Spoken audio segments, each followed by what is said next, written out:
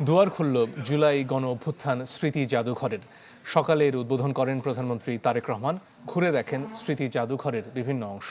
পরে প্রধানমন্ত্রী বলেন, এই জাদুঘর একক দল বা ব্যক্তির রাজনৈতিক ভাষ্য প্রতিষ্ঠার স্থান হবে না। সতর্ক করেন ইতিহাসের অসম্পূর্ণ ও অতিরঞ্জিত বয়ান নিয়ে।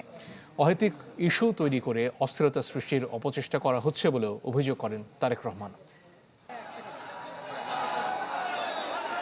একসময় এটি ছিল প্রধানমন্ত্রীর বাসভবন। দীর্ঘ ১.৫ দশকের বেশি সময় ধরে যেখান থেকে নির্দেশ আসত গণতান্ত্রিক আন্দোলন দমনের। রাজনৈতিক পট পরিবর্তনের পর সেটি এখন জুলাই গণ অভ্যুত্থান স্মৃতি জাদুঘর। দ্বিতীয় জুলাই গণ অভ্যুত্থান দিবসে জাদুঘরটি উদ্বোধন করেন প্রধানমন্ত্রী।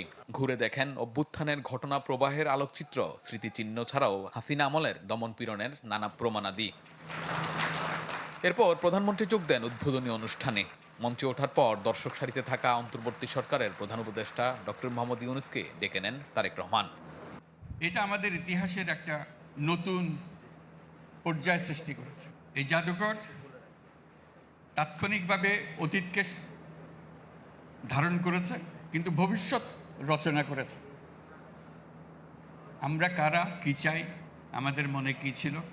প্রধান অতিথির বক্তব্যে প্রধানমন্ত্রী বলেন, অসম্পূর্ণ অতিরঞ্জিত বয়ান ইতিহাসকে শক্তিশালী করে না।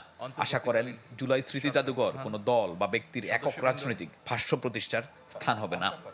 এই জাদুঘর কোনো একটি দল, গোষ্ঠী বা ব্যক্তির একক রাজনৈতিক ভাষ্য প্রতিষ্ঠার স্থান হবে না।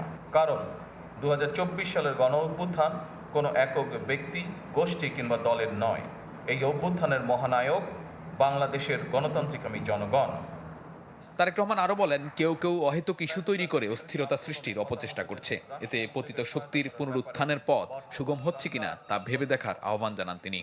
ফ্যাসিবাদের মুক্ত বাংলাদেশে কেউ কেউ অহেতুক ইস্যু তৈরি করে দেশে অস্থিরতা সৃষ্টির অপচেষ্টা শুরু করেছে।